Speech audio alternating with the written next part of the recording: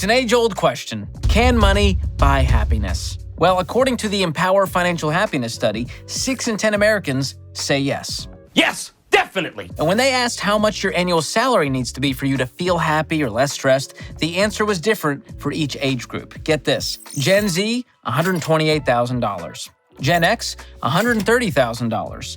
And Boomers, $124,000. Now, those numbers are all pretty close, but Millennials, whole other story. They said that in order to be happy, they need a salary of $525,947. Did they poll the cast of Rent during the rendition of Seasons of Love? $525,947. You're welcome. But seriously, that's over 4 times that of other generations. In the words of Phil Dunphy, WTF, man. LOL. Laugh out loud. OMG. Oh my God. WTF. Why the face? That's a pretty significant difference. So what's actually behind that number? What do millennials think it means to be financially happy? Is this a private island with a Tamagotchi-shaped pool and a yacht named All Hands on Shrek? Well, it turns out we don't have to guess because they asked them about that too. So in today's video, we'll go over the top 4 things people said would make them financially happy, and we'll determine if it would really take a $500,000 salary to get there. But before we jump in, make sure you like this video, subscribe to the channel, and share this with all of your friends who heard All-Star for the first time on the Shrek soundtrack. Because if you're a real one, you heard it first by buying Astro Lounge on compact disc. Somebody once told me. Okay, so the question this study asked was, what does financial happiness mean to you? We're going to start at the number 4 answer. 53% of Americans said financial happiness means being able to afford experiences with loved ones. Okay, experiences can mean a lot of things, and some of those things can have a hefty price tag.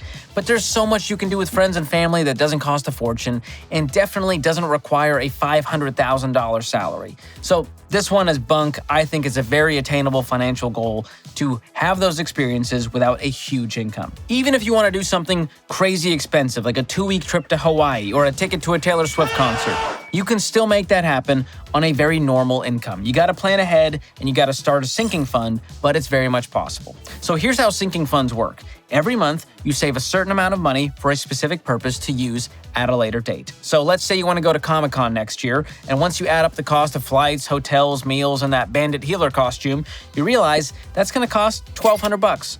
So you start a sinking fund to start saving up $100 a month for the next 12 months. That way, in 1 year, you're at Comic-Con. Think of it as a piggy bank for grown-ups, without actually having to stick pennies in the dorsal coin hole of a little pink porcelain porker. That's a tongue twister. So sinking funds are a great way to help you pay for those experiences without going into debt and without making $500,000 a year. All right, let's move on to the number 3 answer. 54% of Americans said financial happiness means enjoying everyday small luxuries without worry. Again, a totally achievable financial goal. And this all comes down to budgeting. And if the word budget makes you throw up in your mouth a little bit, hear me out for a second.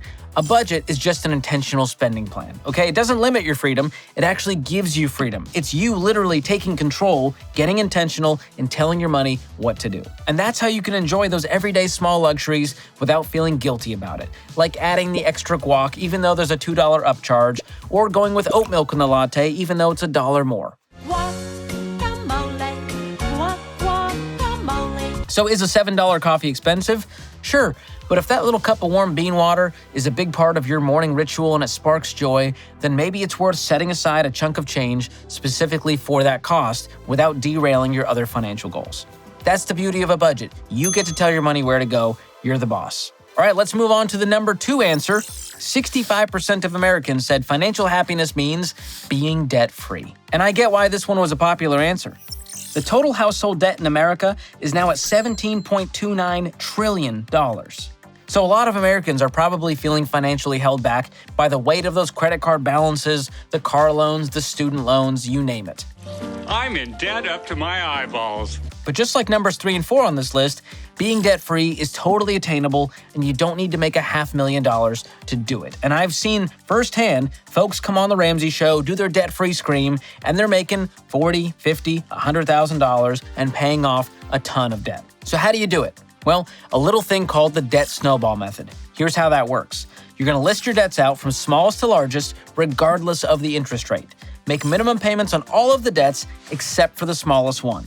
You're going to attack that little one with a vengeance, with all the extra money you can find by selling stuff, slashing expenses, side hustles, and once that smallest debt is gone, you're going to free up a payment.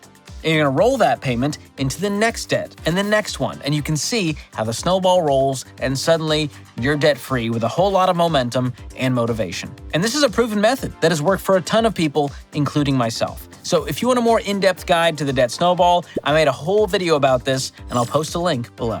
All right, the number one thing people said would make them happy is paying bills on time and in full. That was the number one answer for 67% of the people surveyed. And it's kind of sad because it implies lots of people are broke and struggling to pay those everyday bills. But there's also some hope here because there is a proven way to break the cycle of living paycheck to paycheck. If you're not able to pay your bills on time, it probably means you don't have any financial margin. So how do you get margin? It's a simple formula. You got to spend less and you got to make more. It's all about living on less than you make and finding the margin to throw the rest at your debt and paying those bills and saving for the future.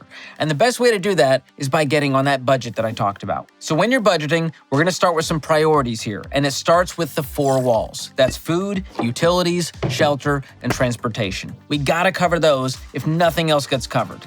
So once your true necessities are taken care of, then you can fill in the rest of the categories in your budget, including any other bills you might have. And let's be real, you don't need a $500,000 salary to have enough margin to pay your bills. If you do, your lifestyle is out of control. If you don't have any money, you should not buy anything. Sounds interesting. Sounds confusing. And you can make a zero-based budget, which means your income minus expenses equals 0. You gotta assign every single dollar a job, and you're gonna be okay. So let's recap the list here. Enjoying experiences, small luxuries, becoming debt-free, and paying the bills.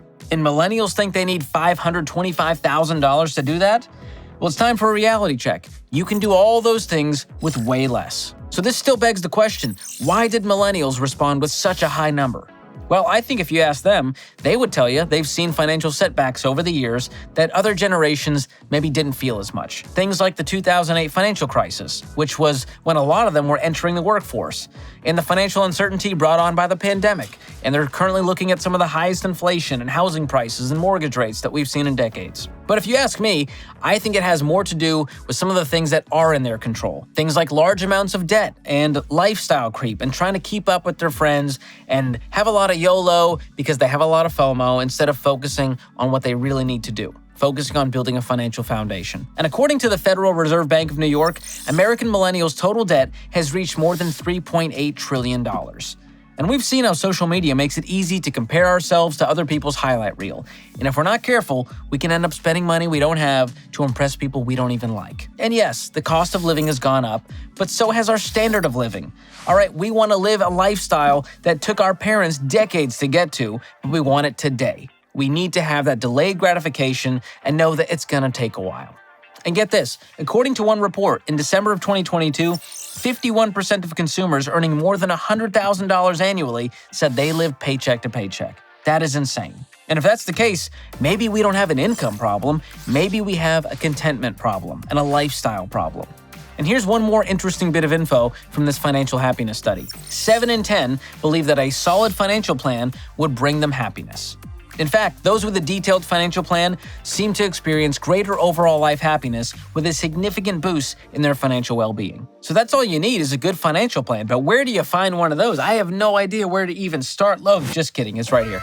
Breaking Free from Broke, the ultimate guide to more money and less stress. My new book. You can get a copy with the link below, and it's going to help you build wealth the right way, have less stress, regardless of your income, and without needing to make $500,000. And if you're wondering why millennials seem to be struggling with money more than other generations, check out this video to find out why. As always, don't forget to hit the like button on this video, subscribe to the channel, and share this video with your friends who make a butt-ton of money and are still as miserable as Lord Farquaad. Thanks for watching. We'll see you next time.